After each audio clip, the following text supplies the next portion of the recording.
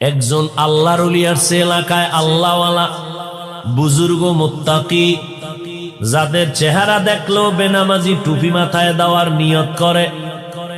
এরকম আল্লাহওয়ালা নাই?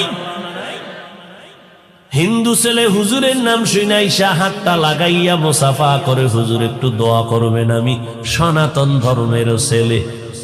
হুজুর সালামের হাতটা দইরা চেহারা দিয়ে তাকাইয়া, হুজুর এক ধ্যানে তাকায়া তাকায়া চোখের পানি ফেলে কাঁদতেছে।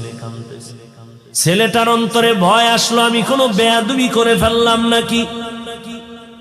হুজুর বেয়াদবি করেছি? বলে না বাবা। তো কাঁদেন কেন? আল্লাহর ওলি বলে, বাবা মাওলা পাকের কুদরত দেখে কান্না করি। বলে কি কুদরত? আল্লাহর ওলি ডাক দিয়া কয়, বাবা এত সুন্দর একটা চেহারা দিয়া তোমারে আল্লাহ বানাইছেন, আমার আল্লাহ তোমারে জাহান্নামের আগুনে জ্বালাইবেন কি আল্লাহর মোটেও দয়া হবে না? ছেলেটাই কথা শুইনা চুপ চলে গেল।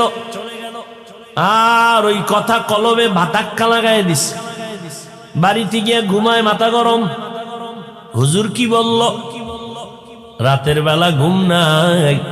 হুজুর আমার একটু দূরে ইশারা দিছে জাহান্নামের আগুন। আরে দূরে না, আমি যদি মরে যাই আমার মরার সময় তো আগুন লাগাবে ধর্মের, এটা নিয়ম নীতি না। আমি দুনিয়ার আগুনেও জ্বলবো না, জাহান্নামের আগুনে জ্বলবো না।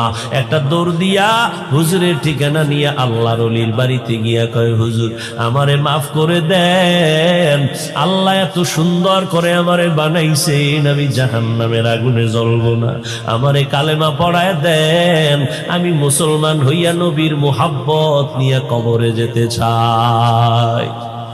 ও এলাকার মুসলমান যুবকেরা, ও বৃদ্ধ বাবাজিরা, ও পর্দার আড়ালের আম্মা জানেরা, এরে আম্মা জান, আপনারা নবীদের মা, সাহাবায়ে কেরামের মা, আউলিয়ায়ে কেরামের মা, হাফেজে কোরআনের মা।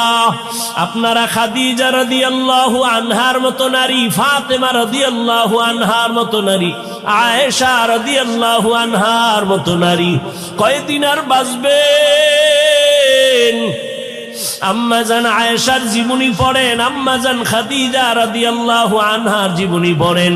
কেমন খাদিজা মায়ার নবীর স্ত্রী। আম্মাজান খাদিজার বয়স হলো 40, আমার মায়ার নবী দুজাহানের সরদারের বয়স হলো মাত্র 25। আমার নবীর ভরা যৌবনের বিবাহের প্রথম স্ত্রী আম্মাজান খাদিজা। দুইজন স্বামী বিদায়ের পর আমার মায়ার নবীকে আম্মাজান গ্রহণ করলেন। ওই খাদিজার কথা মনে করে নবী সহ্য